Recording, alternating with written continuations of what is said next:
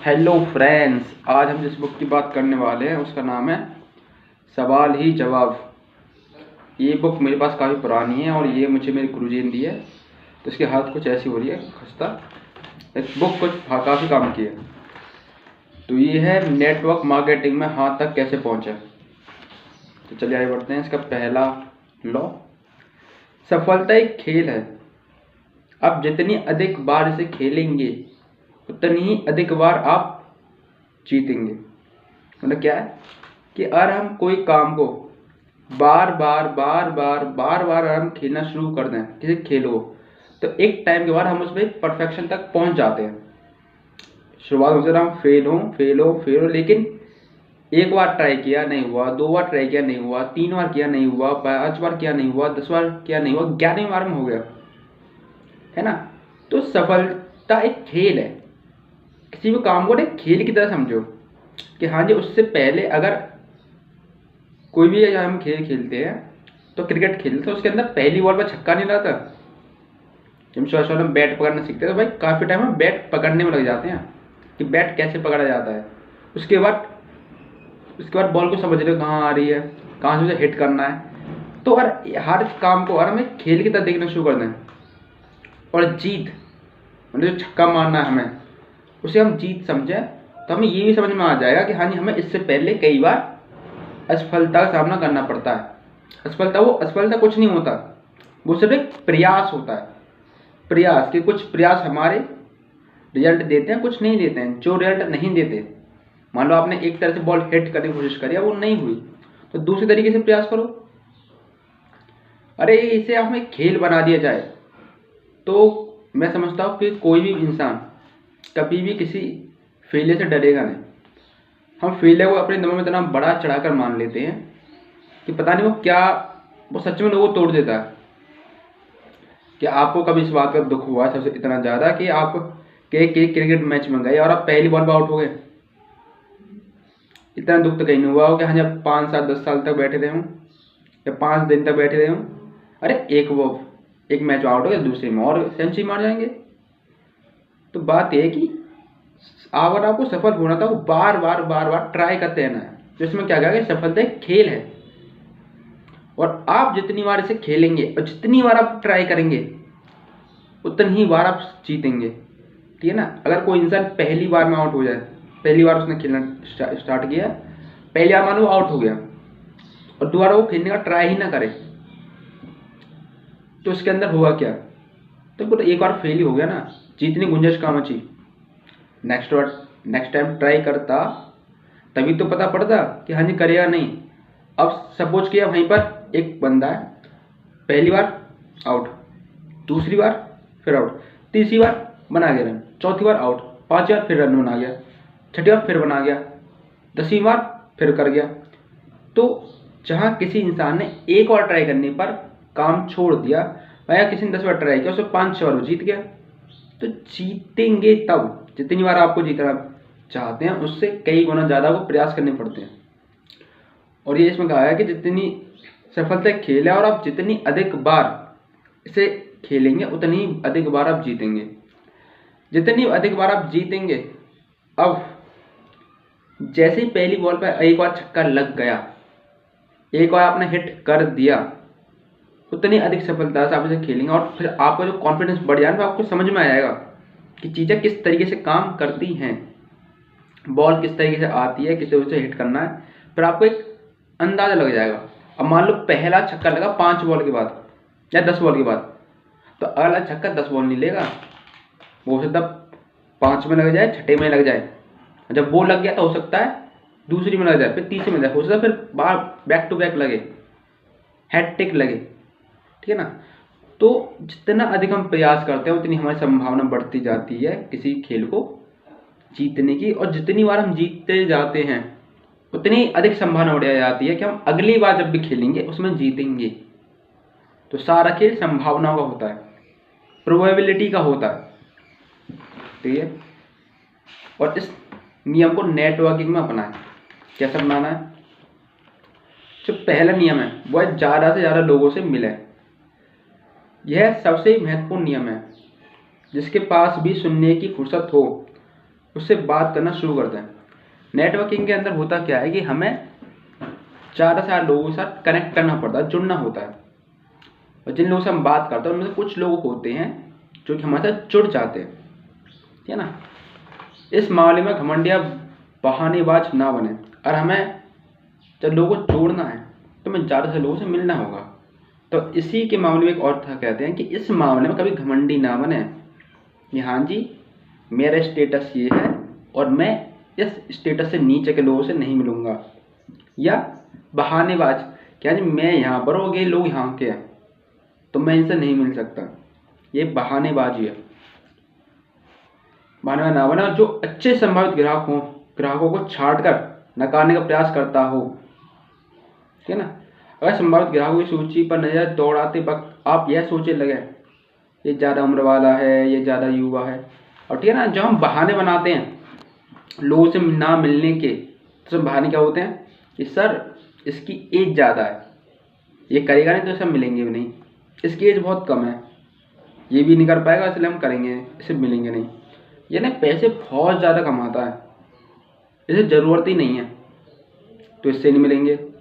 अगला, भाई ये बिल्कुल ही खराब है, कुछ नहीं कमाता, मतलब दिहाड़ी मजदूरी करता वो भी, और 2 पाव पी के सो जाता है, इसके पास तुम्हारे फॉर्म भरने के लिए पैसे भी ना होंगे, तो ये भी नहीं करेगा। तो और ये काफ़ी यंग है, ये काफ़ी बूढ़ा है, ये अमीर है, ये गरीब है, कि दूर है, के पास है, तो इस तरह के कई सारे बहाने होते हैं। तो समझ लें कि आप असफलता के मार्ग पर जा रहे हैं और आप इस तरह का काम करते जा रहे हैं, लोगों को खुद से दूर करते जा रहे हैं अपनी नई नई कंडीशन ला करके। तो एक बात तो तय बॉस कि आप अपनी काम में सफलता इस तरफ है और भाग आप इस तरफ रहे हो। सफलता मंजिल इस तरफ है जाने के लिए, एक भाग का है इस तरफ, और फिर ये गैप आपके और आपकी सफलता के पीछे गैप ये बढ़ता ही जाएगा आगे तक, और एक कभी नहीं मिल सकता। तो हमारा काम है इस दोनों गैप को पास में लाना, कम करना, समझ में आया। आप अपने बिजनेस को जमाने के शुरुआती दौर में आपको हर एक से बात करने की जरूरत है। जब स्टार्टिंग कर रहे हो ना तो ट्राई हर किसी से मिलिए, नो मैटर वॉट वो क्या है, एक बच्चा है, एक बूढ़ा है, गरीब है, अमीर है, बिजनेस करता है, जॉब करता है, कुछ भी करता है, नथिंग एल्स। आपको सबसे मिलना ही मिलना है, जो 2 पैर पर खड़ा मिल जाए शुरू हो जाओ, क्योंकि आपको अभ्यास की जरूरत है, क्योंकि because of you need to practice how to communicate with the other people, how to connect with the other person, how to discriminate कि how was he person, okay, this is the most important skill। लोगों को पहचानना, समझना कि कौन हाँ करेगा कौन ना करेगा। तो शुरुआत में पहले हाँ ना सुन करके पता पड़ता है किस तरह के लोग हाँ करते हैं और किस तरह के लोग ना करते हैं। कोई भविष्यवाणी पहले से नहीं कर सकता इस बारे में, ठीक है ना। जब आप अपने व्यवसाय के बारे में हर एक से बात करते हैं, when you talk about your business for the each person, तो औसत का नियम यह सुनिश्चित करता है and that the law of average will define that क्या आप सफल होंगे, you will succeed, understand। when you starting your business, when you talk about your business for each person, in that time the law of average will define your success। सवाल सिर्फ यह रह जाता है कि आप कितने सफल होंगे। क्वेश्चन क्या रहता है कि आप कितने सफल होंगे, ऊपर ज़्यादा होंगे कम होंगे, लेकिन एक बात है कि आप होंगे जरूर। इससे बात करना कोई दोहराई नहीं है कि आप सफल नहीं होंगे, बस फर्क इतना है कि कुछ लोग ऊपर होंगे, कुछ लोग आपसे ऊपर होंगे, कुछ लोग आपसे नीचे होंगे, तो आप इन दोनों कहीं ना कहीं ऊपर नीचे फिट होंगे, लेकिन होंगे जरूर। आपके बिजनेस में ऐसी कोई समस्या नहीं है जो आपकी गतिविधि या सक्रियता में वृद्धि से ना सुलझ सके, ऐसी कोई भी प्रॉब्लम नहीं है। और ये सिर्फ किसी बिजनेस की बात नहीं है, जीवन की भी बात है। लाइफ की भी बात है। इस जीवन में से कोई समस्या नहीं है जिसका कोई समाधान ना हो। बस समस्या कहाँ तक है कि हम उसे सुलझाने का कितना प्रयास कर रहे हैं। अगर हमने उसे प्रयास ही नहीं किया उसे ठीक करने का, तो फिर बात ही खत्म हो जाती है।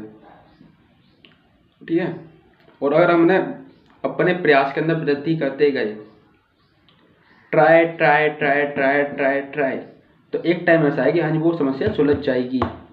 जैसे एडिसन के सामने एक समस्या थी क्या, कि हाँ जी एक मोमबत्ती या लैंटर्न से प्रकाश आता है, ठीक है ना। समस्या क्या थी, चलो लाइट जो आती थी उस टाइम पर, लाइट आती नहीं, सॉरी लाइट का मतलब है मोमबत्ती से और लैंटर्न से उजाला हुआ करता था। समस्या क्या थी, क्या तेल खत्म हो जाता, हवा से बुझ जाता था, ठीक है ना, आने जाने में दिक्कत थी, कहीं में आ लेती, तो रिस्क था उसके अंदर से ज़्यादा। तो समस्या ये आई कि क्या थी कि उसे एक बल्ब बनाना था, उसे एक ऐसी चीज़ बनानी थी जो सेफ भी हो, यहाँ ले आने में दिक्कत ना करे, सेफ हो, कि गिर जाए तो जिस तरह से आग तबाही मचा दे ऐसी ना मचाए, सेफ हो, कहीं भी लेके आ जा सकते हो, और कभी हवा से दिक्कत ना करे। तो उसके मन में विचार आया कि कुछ ऐसा होना चाहिए, एक टुकड़ा प्लास्टिक का सा, कांच का टुकड़ा, कांच का एक पॉट जिसमें से लाइट निकलती हो, जो आज तक क्या। अब उस बंदे ने क्या किया, क्या पहली बार सफल हो गया, उसने क्या वो ट्राई करता रहा।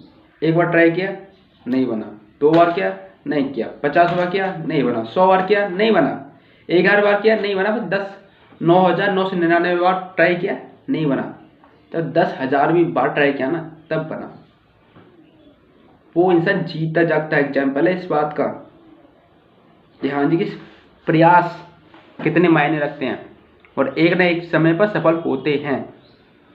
बस उसके प्रयास में क्या था, जिन लोगों के प्रयास सफल नहीं हो पाते और जिन लोगों के प्रयास सफल हो जाते हैं, उनके बीच में सिर्फ एक ही अंतर होता है थिंकिंग में। जिनके सफल प्रयास नहीं हो पाते हैं वो सोचते हैं वो सेम प्रॉब्लम में सेम सॉल्यूशन को बार बार अप्लाई करते हैं।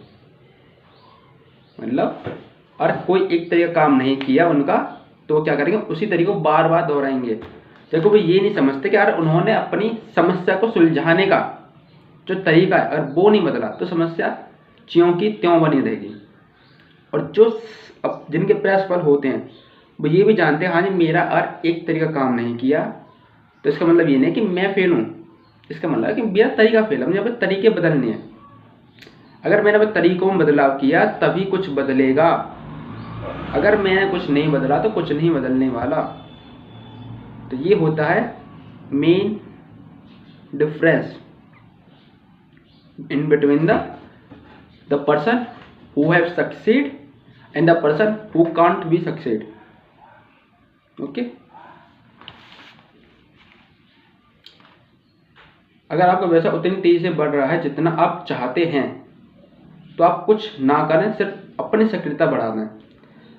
अगर आप धीरे धीरे अपने बिजनेस को ग्रो कर रहे हैं जैसा आप चाहते हैं तो उसके अंदर अपनी इन्वॉल्वमेंट को और ऐड कर दें। बढ़ी हुई सक्रियता आपकी अधिकतर चिंताओं का अचूक इलाज है। आपकी ज़्यादा से ज़्यादा इन्वॉल्वमेंट, अब जितना ज़्यादा से ज़्यादा अपने काम में इन्वॉल्व रहेंगे, उसके अंदर रहेंगे, तो वो आपकी मैक्सिमम जो प्रॉब्लम है उनका सोल्यूशन निकाल देगी। दूसरा नियम फिर से वही, ज़्यादा से ज़्यादा लोगों से मिलें, लोगों को फ़ोन करते रहें। हो सकता है कि आप शहर के सबसे बढ़िया प्रस्तुत करता हो, यानी हो सकता है कि आप अपने शहर के सबसे बेस्ट प्रेजेंटेटर हों, आपके सबसे बेस्ट प्रोजेक्टर हो, आपके पास हो सकता है सबसे बेस्ट लैपटॉप हो, आप बोल बहुत अच्छा सकते हो, लेकिन जिन लोगों के सामने वो बोलना है वो लोग ही ना हो, सब कुछ खराब। बॉस ये ध्यान रखना, जिन लोगों को उस प्रोजेक्ट से आपको समझाना है, जिन लोगों को आपकी उस पीपीटी को देखना है जो आपके लैपटॉप में सेव है, जो लैपटॉप भी 1 लाख का है, और वो लोग ही ना हो, तो भाई इन सारी चीज़ों का कोई मतलब नहीं है। जैसे कहते हैं कि लोगों को फोन कि हो सकता है कि आप शहर के सबसे बढ़िया करता हूँ, पर अगर आप पर्याप्त संभावित ग्राहक से नहीं मिलते हैं तो आप अपने बिजनेस में ज़्यादा सफल नहीं हो सकते। हो सकता है कि आपकी वेशभूषा बढ़िया हो और आपका व्यक्तित्व सराहनीय हो, लेकिन अगर आपकी प्रस्तुति की संख्या ज़्यादा नहीं है तो आपका प्रदर्शन सामान्य ही रहेगा। और इसलिए हर एक से मिलें, हर एक से बात करें। तो ज़्यादा लोगों, अब इसका ना एक बहुत बढ़िया बात बोली है, जो ज़्यादा लोग गलती करते हैं इस बिजनेस के अंदर, ज़्यादातर लोग किस पर ध्यान देते हैं कि सर हमें स्पीकिंग स्किल सीखनी है, कि सर हमें प्रेजेंटेशन सीखनी है, जी सर हम ये बना रहे हैं, हम वो कर रहे हैं, ये कर रहे हैं। सिवाय एक काम को छोड़ करके लोगों से मिलना। मतलब जो अब ये तो बात से बोल रहे कि हाँ जी सर हम पेड़ को चमका रहे हैं, हमें अगर अच्छे फ्रूट चाहिए, फल चाहिए, तो आज हम फल को साफ कर रहे हैं, उसकी टहनियों की छटाई कर रहे हैं, पत्तों को तोड़ रहे हैं, कोई दिक्कत आ रही है, लेकिन जड़ को भूल रहे हैं। अगर आपके बिजनेस की जड़ मजबूत नहीं है ना बॉस, तो कितना भी ऊपर से काम कर लेना सब खराब है, सब कुछ खराब और खराब ही रखा रहेगा। जड़ क्या है?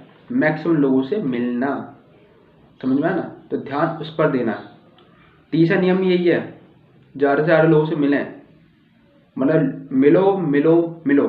नेटवर्क में मौजूद अधिकतर लोग इस बिजनेस में केवल ठर्रे पर ही चलते रहते हैं। उनकी जिंदगी का ढर्रा है, मतलब एक पैटर्न है जिस पर वो चलते रहते हैं। वो पैटर्न क्या है कि भाई चुपचाप पड़े रहना, और वे पूरी क्षमता का दोहन नहीं कर पाते। वे सोचते हैं कि ऐसा उन समर्थ ग्राहकों के कारण होता है जिन्हें वे राजी नहीं कर पाते, पर यह सच नहीं है। सच तो यह है कि ऐसा उन संभावित ग्राहकों के कारण होता है जिनसे वे मिल नहीं पाते। सिंपल सी बात है। अगर लगातार लोगों से मिलकर अपनी बात करते रहें, अगर आप इन पहले 3 नियमों के अनुसार चलेंगे, तो जो पहले 3 नियम क्या है? मिलो मिलो मिलो, वो तीनों वो एक ही है, एक ही सबसे ज़्यादा जरूरी है। अब बात करते हैं औसत के नियम का प्रयोग कैसे करें। औसत का नियम जीवन के हर क्षेत्र में सफलता दिलाता है। हमेशा रखना औसत, the law of average, the law of average will succeed you in each area of your life. इसका मतलब है कि अगर आप किसी काम को बार बार एक ही ढंग से करते हैं और परिस्थितियां समान रहती हैं, तो आपको मिलने वाले परिणाम भी हमेशा एक से ही होंगे। वो सही बात है। उदाहरण के तौर पर $1 को पोकर मशीन का औसत भुगतान लगभग 10:1 होता है। और आप 10 बार बटन दबाते हैं तो आप कुल मिलाकर 60 सेंट से $20 के बीच की रकम जीतते हैं। $20 की जीत के आपके अवसर 118:1 है। इसमें किसी दक्षता या कुशलता का योग नहीं है। मशीनों को तैयारी इस तरह से किया जाता है कि वे औसत या प्रतिशत के हिसाब से भुगतान करें। बीमा व्यवसाय में मैंने 1:56 के औसत की खोज की। इसका मतलब था कि अगर मैं सड़कों पर जाकर यह नकारात्मक सवाल पूछूं कि आप अपने जीवन का बीमा नहीं कराना चाहते, क्या आप अपने जीवन का बीमा नहीं कराना चाहते, तो 56 में से एक व्यक्ति मुझसे बीमा कराने के लिए तैयार हो जाएगा। 56 में से एक इंसान मुझसे अपने बीमा कराने के लिए तैयार हो जाएगा। इसका अर्थ यह है कि अगर मैं एक दिन में 168 बार यही सवाल करूं, तो मैं दिन में 3 बार सफल हो सकता हूं और विक्रियाकर्ताओं की चोटी के 5% लोगों में जगह बना सकता हूं। तो ये एक नियम है, और ये law of average her field में काम करता है। कोई भी बिजनेस उठाए देख लीजिए, हर बिजनेस के अंदर, हर काम के अंदर उसकी सफलता और असफलता की दोनों की संभावना होती है, ठीक है ना? उसके कुछ परसेंटेज होता है, कुछ प्रोबेबिलिटी होती है, और उन दोनों चीज़ों को ध्यान में रख करके काम किया जाए। जैसे इसके अंदर क्या है, सफलता का रेशो क्या है, असफलता का रेशो इसके अंदर 56, असफलता का रेशो 1। तो मतलब अगर मैं 56 लोगों से मिलूं और उनसे अपना एक सवाल करूं, क्या आप मुझसे अपना इंश्योरेंस कराना चाहते हैं, तो सब 55 हो सकता ना करें और एक हो सकता कर ले। और इसी सवाल को मैं 56 की जगह 168 लोगों से पूछना शुरू कर दूं। बस मुझे पूछना है, करना कुछ नहीं है, ठीक है ना। यहाँ दिल नहीं लगाना, दिमाग लगाना है, यहाँ औसत का नियम लगाना है। क्या मुझे 168 लोगों से मिलना है और उन 168 में से 3 मेरी बात मानेंगे, बस मुझे ले लेंगे। और ये जो 3 अरब पर डे इंश्योरेंस करते हैं एक दिन में 3, तो आप उसके शीर्ष के मतलब चोटी के 5 लोग ना अपनी जगह बना सकते हैं। और मैं किसी लड़के के कोने पर खड़ा होकर हर आने जाने वाले से यह कहूँ, और मैं किसी सड़क के कोने पर खड़ा होकर हर आने जाने वाले से यह कहूँ कि आप नेटवर्किंग बिजनेस में मेरे साथ शामिल होना चाहते हैं, तो औसत का नियम निश्चित रूप से आपको परिणाम देगा। शायद 100 में से 1 का दे, 1:100 का जवाब होगा हाँ जवाब। याद रखें, औसत का नियम हमेशा काम करता है। बस दिमाग में रखना कि औसत का नियम काम करता है। आपके बिजनेस में, आपके काम में, आपके नौकरी में आपका औसत का नियम किस तरह से काम करता है उसे ढूंढना है और उसके अकॉर्डिंग चलना है, ठीक है ना। जब मैं छोटा था, घर का जगह 20 सेंट में घरेलू स्पंज बेचा करता था, तो मेरा औसत क्या था स्पंज बेचने का? 10:7:4:2, 10:7:4:2। मैं शाम 4 बजे से 6 बजे तक जिन 10 घरों को खटखटाता था, उनमें से 7 के ही दरवाजे खुलते थे। मतलब मुझे दिमाग में रखना, मैं 10 लोगों के दरवाजों पर नॉक करना है, तो उसमें से 3 तो खुलेंगे नहीं, भगा देंगे, 7 का दरवाजा खुल जाएगा। और उनमें से भी केवल 4 लोग ही मेरी प्रस्तुति सुनते थे। उन 7 में से 3 और फिर गायब हो जाते थे, वो सुनने से इनकार कर देते, बस 4 के सामने अपनी प्रेजेंटेशन देता था। और मात्र 2 लोग स्पंज खरीदते थे, और उन 4 में से भी मात्र 2 लोग होते थे जो कि स्पंज को खरीदते थे। इस तरह से मैं 40 सेंट कमा लेता था, जो 1962 में अच्छी खासी रकम थी, खासकर एक 11 वर्षीय लड़के के लिए। और इस तरह 2 घंटे की अवधि में मैं 12 स्पंज बेच लेता था। मतलब 2 घंटे में 30 दरवाजे खटखटाए, 10 में से मुझे कितना मिला है? 2 बिक्री हो रही है, 2 स्पंज बिक रहे हैं। और उन 2 घंटों के अंदर मैं 30 दरवाजे खटखटाता था, 10 में से 2 मिले, 30 में से कितने मिले? 6, और 6 की रकम बनती थी $2.40 के बराबर। चूंकि मैं यह जान चुका था कि औसत का नियम किस तरह काम करता है, इसलिए मुझे इन 3 दरवाजों की चिंता कभी नहीं हुई। हम क्यों डीमोटिवेट हो जाते हैं? क्योंकि हमारे दिमाग में ये कैलकुलेशन नहीं चलती है। हम अपने दिमाग का यूज करते ही नहीं, हम अपने दिमाग कैलकुलेशन लगाते हैं, हाँ जी इतने लोग आएंगे, इतने मना ही करेंगे, ये क्यों नहीं सोचे चलते हम अपने बिजनेस में कहते हैं, एक मेरे मेंटोर कहते हैं, गुरुजी हमारे, कि काम में हमेशा दिमाग लगाओ और रिश्तों में हमेशा दिल लगाओ। लोग इसका सीधा उल्टा करते हैं। काम में दिल लगाएंगे, दिल कैसे लाएंगे? किसी ने कुछ बोल दिया तो चुप गई बात, किसी ने अच्छा बोल दिया तो चुप गई बात, ये बोल दिया, बस उनकी फीलिंग्स ऊपर नीचे चलती रहती हैं। और चूंकि उनकी भावनाएं बदलती रहती हैं, इसलिए उनकी धारणाएं बदलती रहती हैं। सीधा मतलब ये है कि अगर आपकी भावनाएं आपके बिजनेस में बार बार बदल रही हैं, तो इसका मतलब ये कि आपने उसमें दिमाग नहीं लगाया है, प्रॉपर कैलकुलेशन नहीं की है। और जैसे जैसे आपकी भावनाएं बदलती जाएंगी, आपकी धारणाएं भी बदलती जाएंगी। और एक बार धारणा गलत हो गई तो फिर ये कभी ठीक नहीं होने वाली। तो इसलिए एक बार दिमाग लगा करके अपना माइंड सेट कर लें। दूसरा, लोग रिश्तों में क्या लाता है? लगाना क्या चाहिए? दिल। वहाँ फीलिंग्स मैटर करती हैं, आपकी भी और सामने वाले की भी। वहाँ क्या चलाते हैं? दिमाग। हाँ जी, इस इंसान को मैं ऐसे फंसाऊंगा, ऐसे करूँगा, इसे ऐसे मैनिपुलेट करूँगा, इससे ऐसी बात कहूँगा, हाँ जी मेरे पास आएगा रिगड़ते हुए, ऐसे दिमाग चलाऊँगा, ऐसे षड्यंत्र रचूँगा। तो ये दिमाग लाने खेल है, तो कि दोनों ही खराब है। Thank you.